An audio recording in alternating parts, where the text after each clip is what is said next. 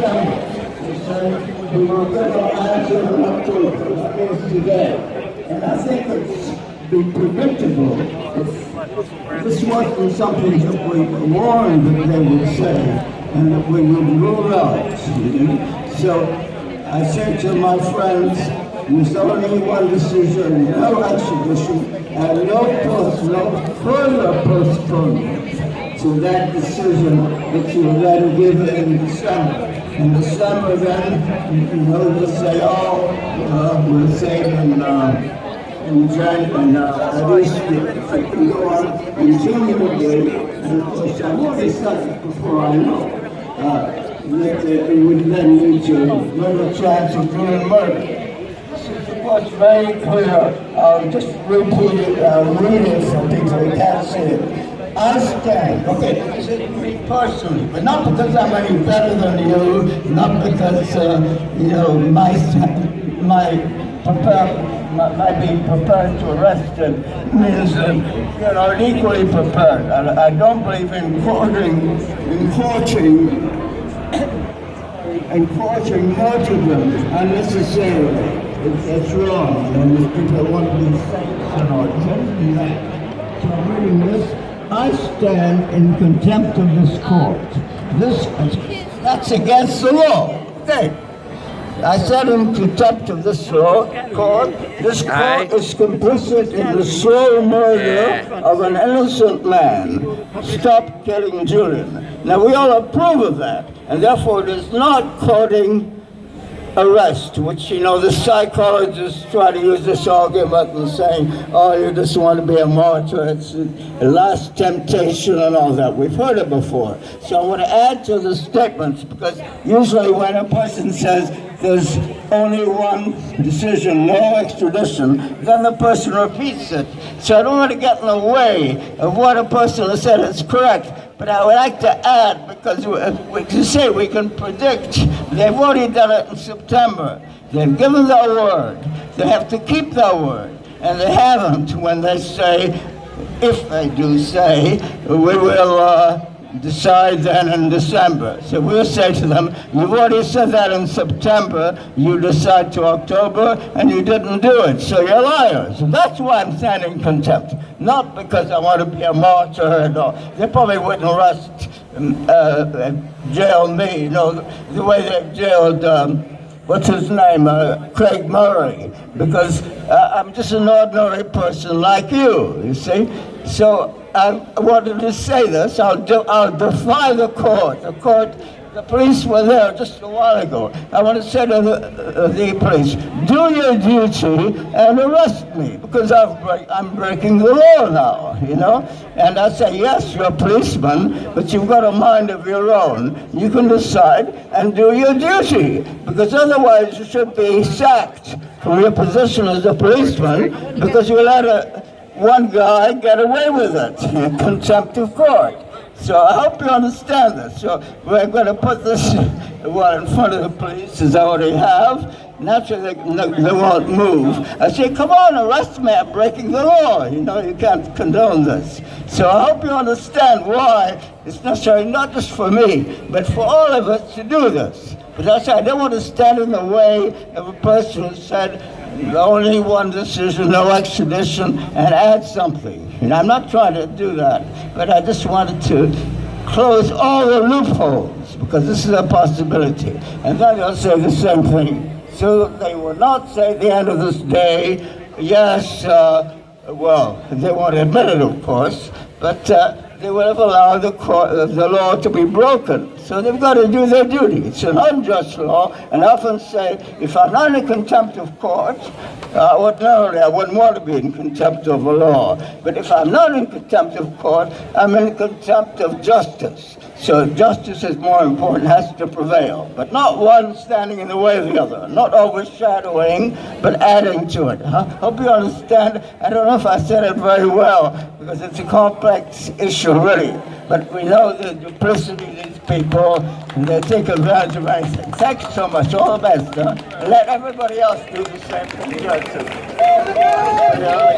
Okay, all of us. Thanks a lot. Thank you, Eric. Hey, thank you, Eric. So powerful. Thank you very much. Listen, everybody. Can I tell you, Eric is 93. He's an absolute hero because in 2003, Eric went out as a human shield to Iraq to defend people's places, hospitals, nuclear power stations, things like that, in Iraq, 2003, as a human shield. He went on 2 buses with about 50 other people to be human shields.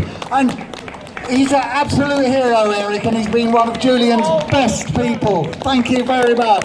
Please give this man a round of applause.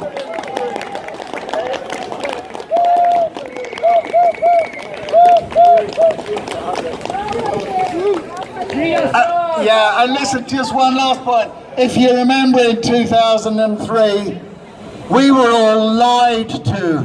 We were all told there were weapons of mass destruction.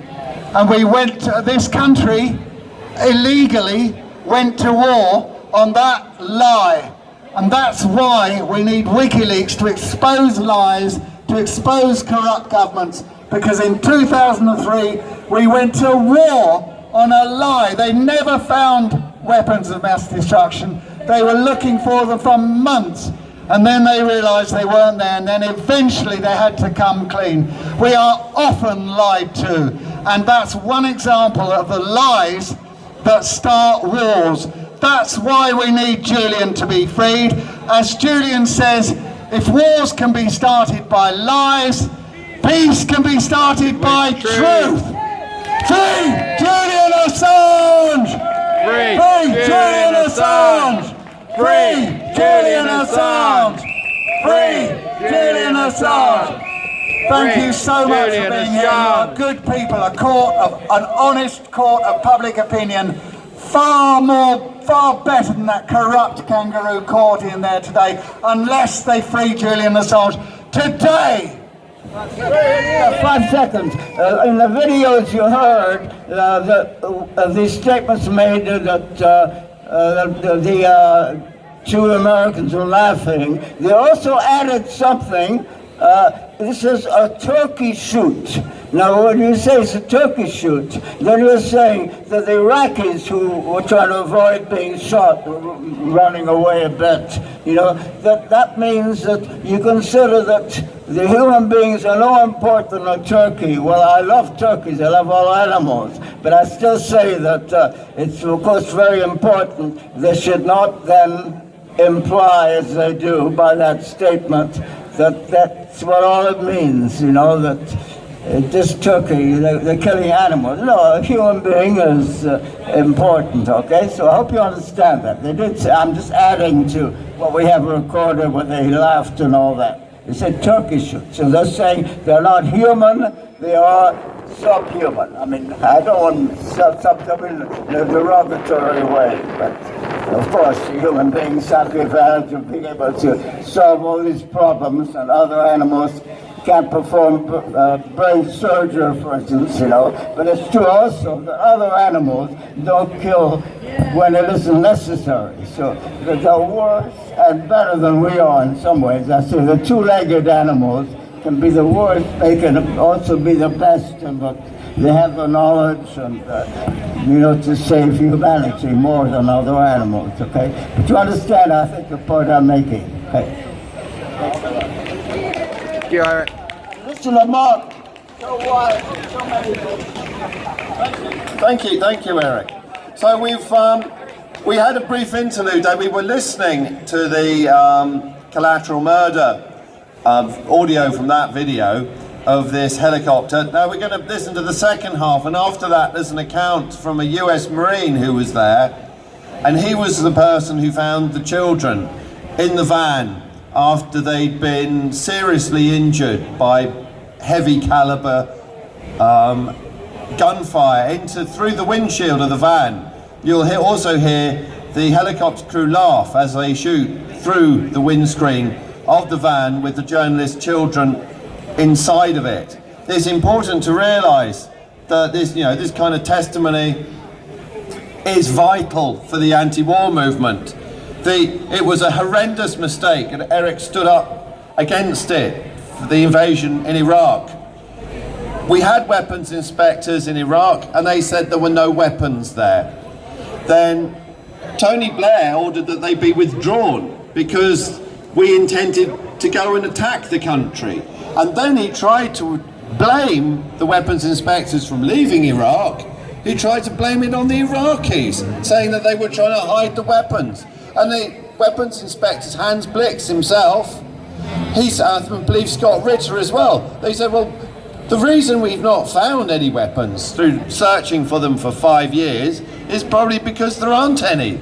It's preposterous that a very poor country could produce an arsenal of weapons that could be any significant threat to the Western world.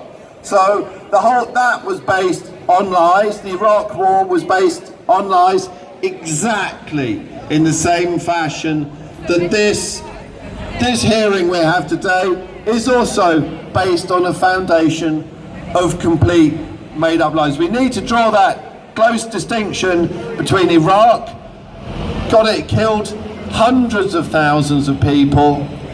I believe about 5 or 6 million people were refugees as a result, untold human misery, and of course that war is still simmering on in the Middle East. That country's still divided. In the northern end of Iraq, you have ISIS moving across the border. So we went into a country and we've actually made the situation worse. And we treat people there without any form of humanity. So here's the second half of Collateral Murder.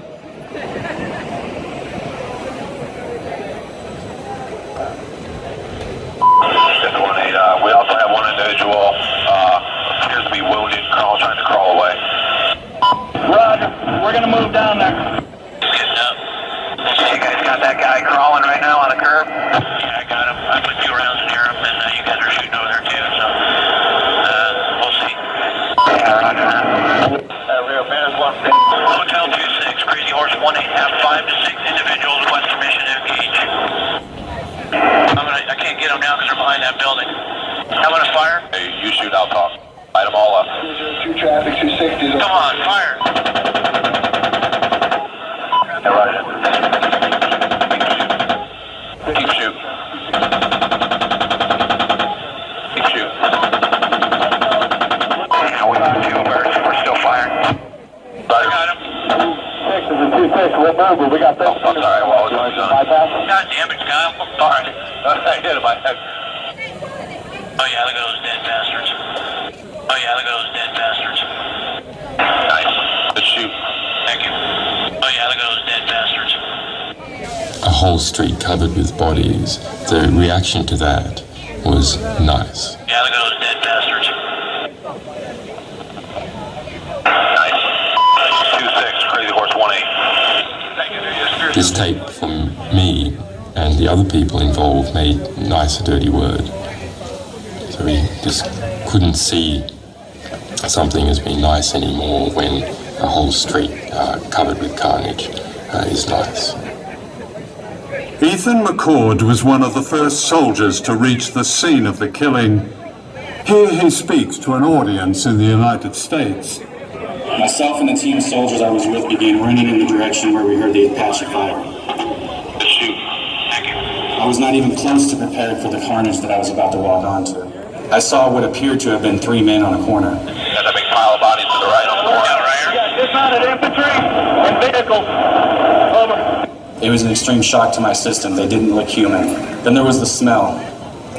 The smell was unlike anything I've smelled before. A mixture of feces, urine, blood, smoke, and something else indescribable. Now, Bushmaster, we have a van that's approaching and picking up the bodies. Request permission to engage. Bushmaster 7, roger. Bushmaster 7, roger, engage. 1-8, engage. Clear. Come on. Clear. Clear left.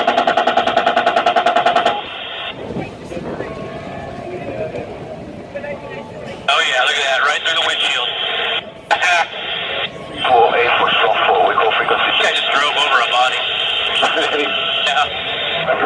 Crying. I hear crying. Not cries of pain, but that of a small child who had just woken up from a horrible nightmare. Yeah, it looks like we got I saw that there was a minivan, and the cries appeared to be coming from it. Myself and another soldier, a 20-year-old private, walked up to the passenger side van and looked inside. The private that I was with reeled back, began to vomit, and quickly ran away. What I saw when I looked in the van was a small girl about 4 years old on the passenger side of the bench seat. She had a severe belly wound and was covered in glass. Roger, we need a evac this child. She's got a wound in the belly. The glass was in her hair and also in her eyes. Next to her, half on the floorboard, with his head resting on the seat, was a boy about 7 years old. He wasn't moving, and from the severe wound to the right side of his head, my first thought was that he was dead. In the driver's seat was who I immediately concluded must have been these children's father by the way he was hunched over the children in a protective manner. The whole time thinking, fuck, what the fuck, these are babies. Hey, I need to get the brass to drop rafts. I got a wounded girl. We need to take the rest of mine. Oh, it's their fault for bringing their kids to a battle. That's right. See, my son was born May 31st, 2007. I had yet to see him. And I had a daughter who was barely older than this girl. The medic radioed in that the little girl needed to be evacuated because there was nothing else he can do here. I handed the child to the medic, who then ran the girl to a waiting Bradley armored vehicle. I walked back to the van. I don't know why. I looked inside the van again. Did the boy just move? Holy shit, the boy just moved. I grabbed the boy from the van and held him against my chest. I was screaming at this point, the boy's alive, the boy's alive. I started running to the Bradley in hopes that it wasn't leaving. At this point, the boy looked up at me. Then his eyes rolled back, and my heart sunk. It's okay, I have you. It's going to be okay, don't die, don't die. I squeezed him a little bit tighter. I put him into the Bradley as gently as I could. Can you tell battalion that 2 civilian children casualties are coming back to rest of mine, the Bradley over? Roger, that's a negative on evac. 2 civilian kids to rescue. They're going to have IBs will take them to a local hospital, over. What the fuck are you doing, McCord? It was my platoon leader. You need to quit worrying about these fucking kids and pull security, he screamed. At the time, the only thing I can think of was, Roger that, sir. One of the soldiers on the ground, he describes the atrocity as, and I quote him, an everyday occurrence. And he said the word from his commander was to kill, I won't use the word, everyone on the street. And he replied to him, are you kidding me, women and children? He said, yes. And it's a point made by many other soldiers who've come back from Afghanistan and Iraq that this kind of atrocity is not an aberration. The British elites do not want the public to know what they're doing. They don't actually even think they have a right to know what they're doing. And they know that the more information the public has, the more difficult it is for them to pursue policies that maybe are abusive of human rights or involve supporting a repressive regime. And so there's a conscious strategy, actually, of having these public relations campaigns that the government regularly has whenever it resorts to an overseas military intervention, to try and convince the public that they're acting for the highest of noble intentions, when in fact they're not, when they're usually acting out of hard-hearted, straightforward calculation of elite interests. So the public is a threat that needs to be countered. Britain's judicial system is being used to close down our free press. Voices who dare to question the necessity for military violence and endless war are being silenced.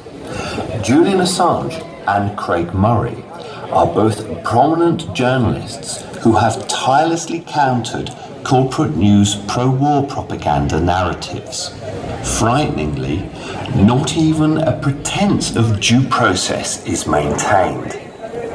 Amazingly, the US superseding indictment against Julian Assange was issued halfway through the legal process. Changing the charges midway through a case is farcical.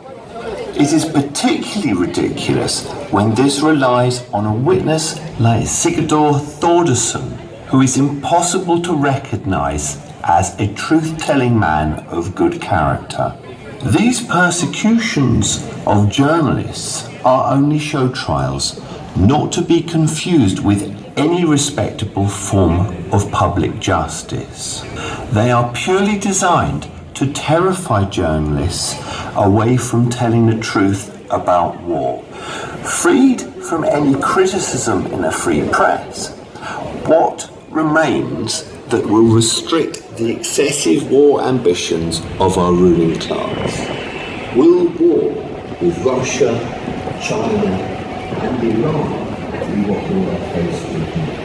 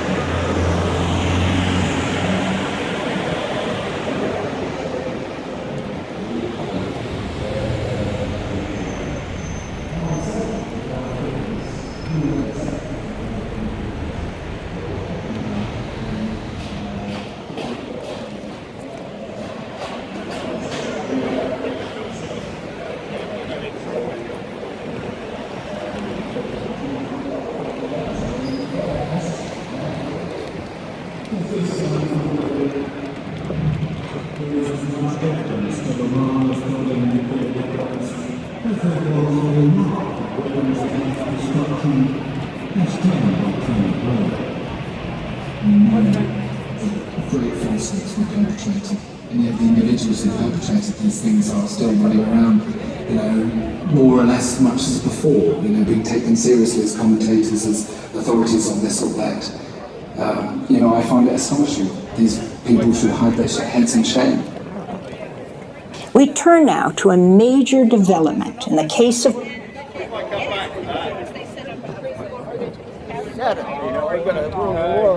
You're right.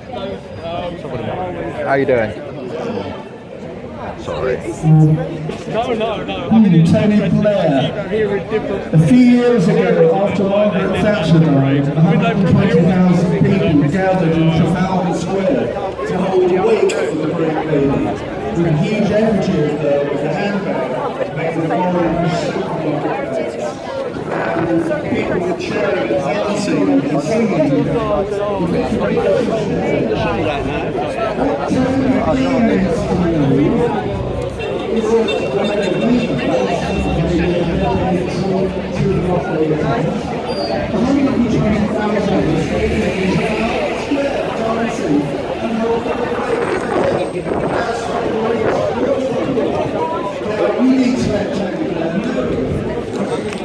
And making it known that we feel ashamed to see him every time he dares to put himself out there. How dare he? How dare he show his face in public? No.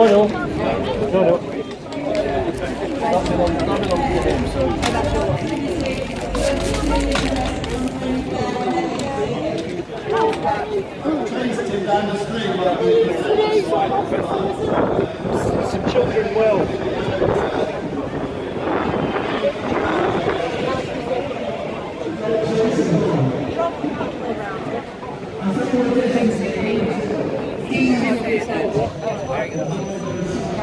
I understand.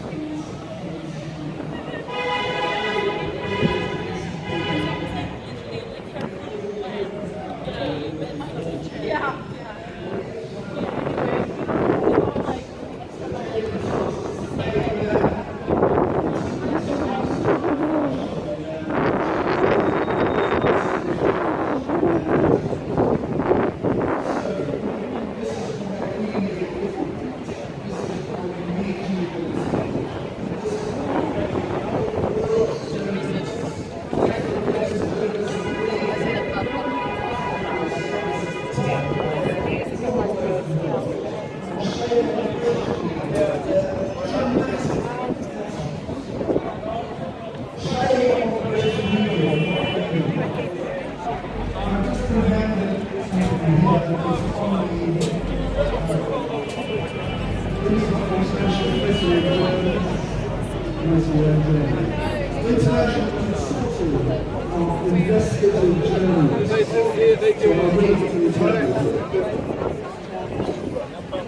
the weeks since Internet Pandora Papers, we've told you all about the impacts the investigation has had, including investigations against world leaders, pledged tax probes, and proposed reform efforts. Sadly, there's also a dark side to the reactions the global expose has seen, especially for our reporting partners who participated in the project despite grave threats to press freedom in their countries. How you doing? A number of journalists who worked on the Pandora Papers are facing serious backlash for investigating the secret financial affairs of local power brokers. Others have seen attempts by high-profile officials